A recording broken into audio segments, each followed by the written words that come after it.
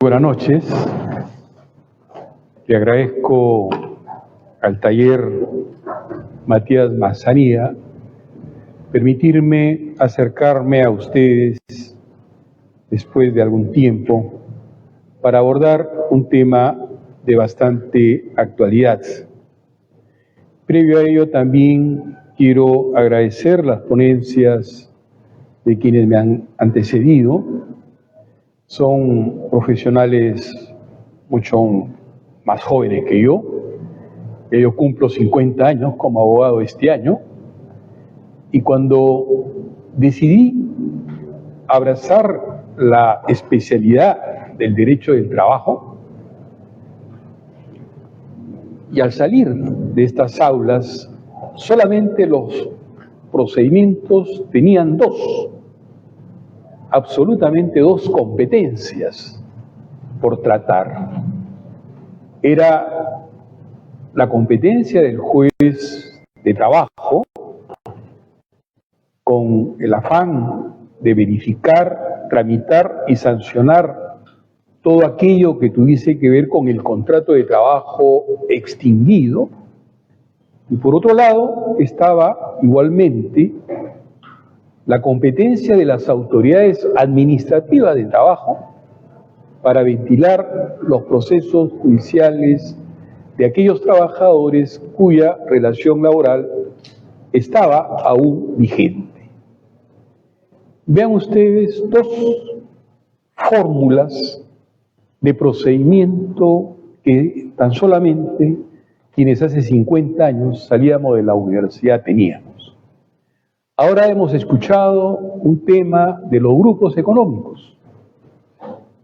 Hemos visto un tema de la participación, de las utilidades, que tiene un régimen muy especial, tan especial que su fuente es el derecho internacional que las Naciones Unidas vienen acordando para unificar precisamente el pago de las utilidades, así como el pago de los impuestos que las empresas todas en general deben desarrollar. Asimismo, hemos escuchado el tema de la competencia. Una competencia que le permite al juez de trabajo ventilar aspectos tan amplios como aquel que también tiene que ver con esta exposición vinculada a la negociación colectiva en el sector público, donde también los jueces laborales tienen una participación directa para tratar este tipo de asuntos de competencia. ¿Qué les quiero decir, señores, con esta brevísima introducción? Que nunca como ahora la materia laboral tiene tal amplitud. El artículo 2 de la nueva Ley Procesal del Trabajo, pues, abarca lo que en España sería la competencia de un juez social. Es decir, tiene todas las posibilidades permitidas para que cualquier conflicto pueda merecer la atención del órgano jurisdiccional.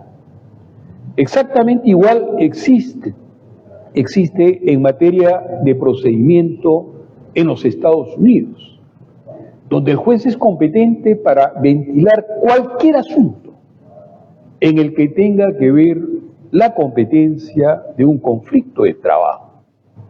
Tal vez falta en el Perú lo que en Alemania existe, que es la competencia laboral facultativa, así denominada porque cualquier conflicto civil, tributario, administrativo, de cualquier otra índole, el juez de trabajo, que es tan cercano al trabajador, es competente también para facultativamente ventilar ese conflicto, por ejemplo, de divorcio.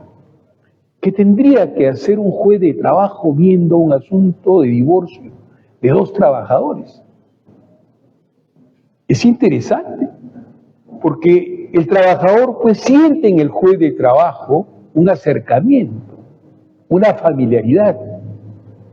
Tiene a aquel hermano jurista de profesión que lo va a entender, que va a estar mucho más cerca de él para que su palpitación frente al conflicto que tiene pueda este juez de trabajo, por esa emoción social que tiene, por ese afecto que su especialidad le acuerda, igualmente ventilar un asunto que tenga ese tipo de características.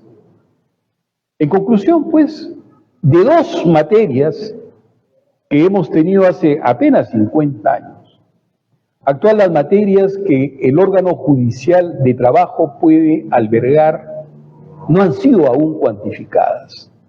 Yo traté de hacer un esbozo y aproximadamente llegué a tratar unas 30 competencias que los jueces de trabajo eran de su capacidad procedimental tratar de llevar adelante. Hemos escuchado igualmente que hay una modificación que se cierne sobre la actual ley, la nueva ley procesal del trabajo.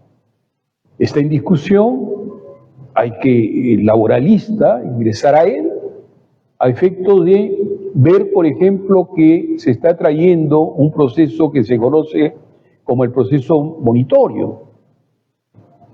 En América Latina solo 3 países lo tienen así establecido. Por lo tanto, pues, vean ustedes la importancia de este tipo de cónclaves, porque nos despiertan ese ánimo de investigación del que el doctor Huancahuari ha hecho mención. Pero más que la investigación es el carácter sociológico que el derecho del trabajo tiene. Y esa particularidad de haberse incorporado la sociología dentro de las relaciones de trabajo es que lo hace dinámico, a diferencia del procedimiento civil que es estático y que cuando se habla de dinamismo, nuestros colegas nos miran pues como si estuviésemos hablando chino mandarín, no entienden de que el derecho laboral es un derecho absolutamente dinámico. Y por esa dinámica, el compromiso de comprenderlo, de estar atento a él, a su evolución, a su jurisprudencia, a su derecho internacional, etcétera, etcétera, obliga, pues, al laboralista estar en una postura, en una posición que es única. No hay realmente dentro de las especialidades, la que nosotros tenemos, que puede permitir resolver N cantidad de dificultades dentro del dominio personal, social, cultural y sobre todo de dignidad. De dignidad. Bien, se me ha permitido esta noche hablarles acerca de la Ley de Negociaciones Colectivas de Trabajo. Pocas veces trato de expresar lo que profesionalmente he desarrollado en mi vida académica o en mi vida profesional propiamente dicha. Es curioso que en esta noche estemos hablando de la nueva Ley Procesal del Trabajo y de la Ley de Relaciones Colectivas del Sector Público. Ambas leyes, modestamente, me encargué de trabajarlas. Y esta última la he trabajado en forma íntegra. Por lo tanto, con conocimiento de causa, vamos a hablar acerca de la negociación colectiva en el sector estatal. Es la Ley 31.188 que la generó, fue llevada al Tribunal Constitucional porque se pretendió que era inconstitucional. Sin embargo, el Tribunal Constitucional no declaró esa inconstitucionalidad y es la norma que se encuentra actualmente en procedimiento, que tiene su reglamento, que es el Decreto Supremo 008, del año 2022 PCM. Es una disposición que se encuentra ya en actividad y por las noticias que logro obtener, viene dando a los trabajadores del sector público, a pesar de que tiene apenas 2 años de funcionamiento, excelentes resultados dentro de la tramitación de este tipo de procedimientos que toda la vida estuvieron marginados. El Estado, que es el que regula las normas, en general, casi nunca quiso que las relaciones colectivas de trabajo de sus servidores públicos pudieran merecer una atención, sobre todo en la parte económica. Y las leyes anteriores a la actual ley que han sido derogadas, que es el Decreto Supremo 003 del año 82 y 026 también del año 82, que tuvieron como anclaje el artículo 60 de la Constitución del año 79, virtualmente prohibía que en una negociación colectiva dentro del sector público pudiera merecer la atención de los incrementos de remuneraciones. Y la razón que el Estado señaló para que esta prohibición se diera era única, que aparentemente es lógica, y señalaba que era el presupuesto general de la República, que en la medida que se encontraba ya debidamente estructurado, un incremento de remuneración de hecho y por derecho, lo que iba a concitar era justamente hacer que esa ya estructuración salarial se viera afectada. Y ese fue el comportamiento que los jueces ordinarios casi siempre llevaron a cabo para que ningún procedimiento de negociación colectiva que hubiese sido judicializado tuviese el amparo legal. Existieron sí algunas sentencias que por ahí fueron merecedoras sí del refugio de la negociación colectiva dentro de este sector, pero en su gran mayoría la jurisprudencia judicial dio la espalda a esa situación concreta de analizar lo que es una negociación colectiva, lo que ha representado históricamente. Históricamente, el industrialismo nace por el descubrimiento de la máquina a vapor, 1776. Y no pasaron sino más que 20 años de haberse descubierto esta maquinaria que cambió el destino de la humanidad para que ya existieran las negociaciones colectivas de trabajo. Por lo tanto, el recurso que los trabajadores tuvieron para dar una respuesta a una revolución industrial fue precisamente el Pacto de Caballeros, así se llamó, que tenía que ver con la negociación colectiva. Por lo tanto, estamos frente a una reacción que trae consigo, o que ha traído consigo, el enriquecimiento de las empresas, pero también de las sociedades. Y hay quienes ahí sentenciaron pues que una cosa es la riqueza que pueda tener una empresa y diferente y distinto es lo que el Estado ha de usufructuar como recursos, ya que se dedica fundamentalmente a generar la procura de que los servicios públicos esenciales terminen siendo en forma definitiva asegurados.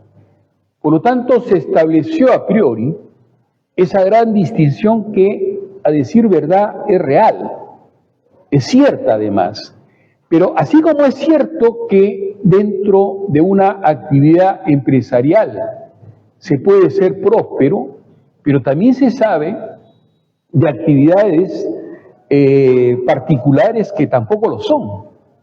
Por eso es que existen las quiebras de las empresas, porque no existió esa producción o esa productividad encaminada a tratar de obtener un recurso adicional. Exactamente igual, Max Weber estableció para las entidades públicas. Así como las actividades particulares pueden ser prósperas, el Estado también puede ser próspero. Y partiendo de esa particularidad, existen pues actividades económicas que solamente el Estado lleva adelante. La carrera aeroespacial europea está en manos de empresas que pertenecen al Estado. Las empresas petroleras, en Europa no existe petróleo, pero las empresas petroleras que compiten con las norteamericanas, donde sí hay petróleo, son precisamente las empresas estatales del petróleo que existen en la mayoría de los países occidentales. Lo que hace ver y determinar que el Estado sí está en condiciones de poder generar recursos. Hay países donde el derecho de participación, que se ha escuchado esta mañana, también se da dentro del sector estatal. O sea, las entidades públicas también arrojan utilidades que son repartidas entre sus servidores, cual estímulo para que puedan hacer que esa actividad productiva y que se conoce más bien en el sector público como la funcionalidad de la actividad pública sea tan performante que haga posible, como Toffler lo señalaba, que tanto la actividad pública como la privada se encuentren anexadas con el solo propósito para que la sociedad pueda tener características totalmente diferentes de aquellas que a la fecha aún se vienen manteniendo en una buena cantidad de países, dentro de ellos, lastimosamente el nuestro, donde la disfuncionalidad de los servicios públicos es verificable a diario, es verificable por donde tengamos nosotros que caminar. Pues bien, la ley de relaciones colectivas para el sector público, lo primero que establece es la posibilidad de que a través de este mecanismo la parte remunerativa que otrora estuvo totalmente vedada sea posible. Y esa posibilidad marca pues ya una diferencia a priori. Lo segundo, que es probablemente lo más trascendente, es de que como quiera de que el Estado, a través de una estructura muy compleja, estableció de qué forma la actividad administrativa de sus estamentos se encuentra debidamente establecido, como por ejemplo la actividad centralizada. Eso no ha nacido de la negociación colectiva, eso se encuentra estructurado dentro de normas específicas que así lo han determinado. Es descentralizado, o centralizado, perdón, determinadas áreas como por ejemplo el Poder Judicial.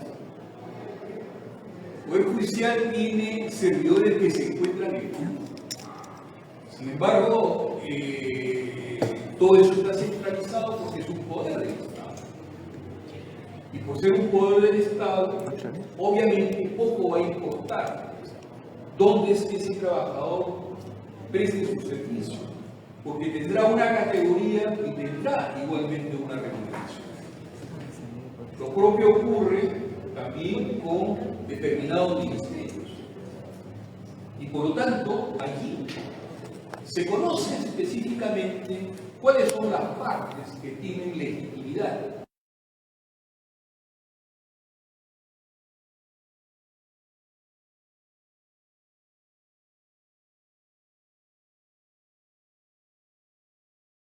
los que tengan esa capacidad negocial, para que de una forma erga omnes, de una fórmula total, la negociación colectiva sirva para todos los trabajadores que laboran dentro de esa organización estatal. Por lo tanto, vean ustedes pues, que la negociación colectiva lo que ha advertido y asimilado es de qué forma el Estado ha estructurado todo aquello que está relacionado con su propia estructura. Están igualmente las entidades descentralizadas. Existen entes administrativos que están descentralizados, como otros que son autónomos. Tenemos la Junta Nacional de Justicia, es autónoma.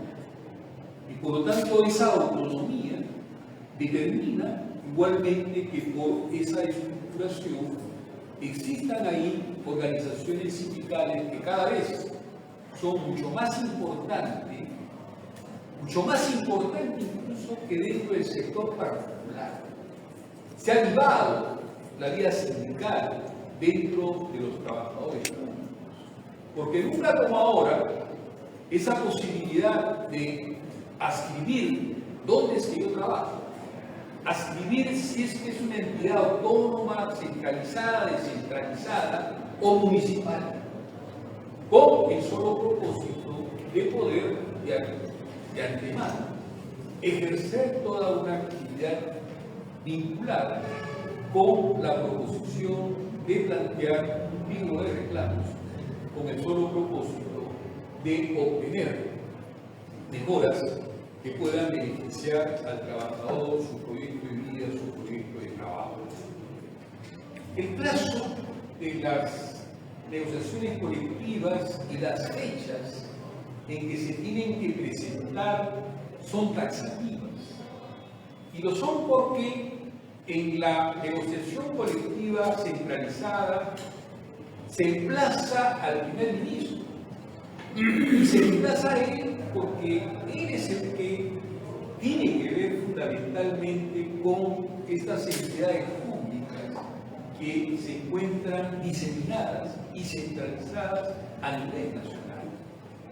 Y ahí pues que esa conexión de tener que emplazar al primer ministro va de la mano para que él esté en correlación con el Ministerio de Economía, con el solo propósito de que lo que se produzca finalmente en acuerdo, sea en trato directo, en junta de conciliación o a través del arbitraje, pueda finalmente merecer la partida que resulte necesaria para que en el periodo, que siempre será de 2 años, porque cada 2 años se va modulando el presupuesto de la nación. Es bastante curioso, la ley del presupuesto es anual, sin embargo es bianual el desarrollo que se tiene que hacer para poderlo estructurar de una manera coherente, de manera tal que tampoco no pueda existir un trasvase o una suerte de acumulación o un caos entre un convenio colectivo ya finalmente establecido versus el próximo que se pueda llevar a cabo. De ahí pues que los plazos en la que se tiene que presentar el pliego de reclamos, que es noviembre, febrero, es taxativo. Porque si hay un descuido dentro de esa presentación, ya ese convenio colectivo se tendrá que negociar, es cierto, pero sus efectos serán 2 años después de aquel que terminó siendo el punto referencial de inicio para que esa negociación colectiva pueda merecer esa atención que el caso amerita. De otro lado, la negociación colectiva aquí obligatoriamente se tiene que llevar bajo el principio de buena fe y de previsión presupuestaria. De ahí que el sindicato está dentro de la perspectiva de solicitarle al titular ante quien la negociación colectiva se llevará a cabo para que le proporcione toda la información que resulta indispensable para poder negociar. El ABC de la negociación implica obligatoriamente saber qué es lo que se va a negociar. Y si no existen los insumos económicos, macroeconómicos, relacionados con la entidad, entonces, ¿qué cosa se va a negociar? Acá se habló ya en exposición de que el abogado verdaderamente es un investigador. Y nunca como ahora, en este tipo de procedimientos, esa investigación per se es necesaria. Y es necesaria porque cada negociación colectiva, señores, es un flujo de dinero, a veces inconmensurable. Y por lo tanto, una negociación colectiva, tranquilamente a un abogado, bien puede significarle no trabajar 3, 4 o 5 años. Imagínense que es una negociación colectiva centralizada del Ministerio de Educación, que laboran aproximadamente 400.000 personas. Negociar ese pliego de reclamos va a importar a favor o en pro del abogado un honorario bastante significativo que obliga, como ya se dijo y ahora lo subrayo, tener pues que efectuar todo un trabajo de investigación de mucho sello, porque bastará nada más que estén ustedes debidamente instruidos para poder tener el éxito que obviamente todos nosotros anhelamos esperar tener. Mi primera negociación colectiva fue contra una empresa automotriz acá en el Perú que ensamblaba vehículos Volvo, la marca ustedes la conocen. Mi tesis fue justamente sobre la naturaleza jurídica de la negociación colectiva y ese fue mi primer pliego de reclamos. Fue tan exitoso el pliego de reclamos que me regalaron un carro, un Volvo. Entonces cuando mi mujer llega de trabajar me dice, oye, tú me dijiste que me ibas a defender a narcos. Porque en la puerta de mi casa tengo un carro, un Volvo. Entonces vean ustedes pues, la importancia que verdaderamente tienen este tipo de procesos judiciales. Y ahí la importancia también y trascendencia que creemos profesionalmente está para que el éxito de esa negociación colectiva también sea el éxito que cada cual merece tener por el empeño, la dedicación que ejerció para que ese pacto colectivo que se presentó tenga finalmente ese éxito requerido. Y como quiera de que la prevención presupuestal de la negociación colectiva es un mecanismo inherente a la negociación, al igual que el principio de buena fe al cual les he mencionado. Resulta que en esta ley ha ocurrido algo que yo jamás pensé podía ocurrir, que la convención colectiva de trabajo tenga un efecto efectivo. O sea, en ninguna legislación comparada tiene ese carácter. Sin embargo, esta ley sí lo tiene. Pero no solo eso, porque si no cumple el empleador con hacer efectivo el pago, tampoco puede impugnar judicialmente el laudo arbitral o el trato directo o la junta de conciliación a través del cual el asunto fue definido. Vean ustedes las ventajas que este nuevo cuerpo de ley ha traído y que hace pues necesario, y con eso termino, ya es un poco tarde, lo vayan a raptar, que nunca una disposición legislativa, que es la que tiene que ver con la negociación colectiva de trabajo, tenga tantas posibilidades de éxito para los trabajadores y claro está también para los abogados. Lo que tengo que decirles pues es de que tengan ustedes la interés de estudiar, seguir estudiando, porque eso va a depender del éxito que cada cual va a tener. Muchas gracias.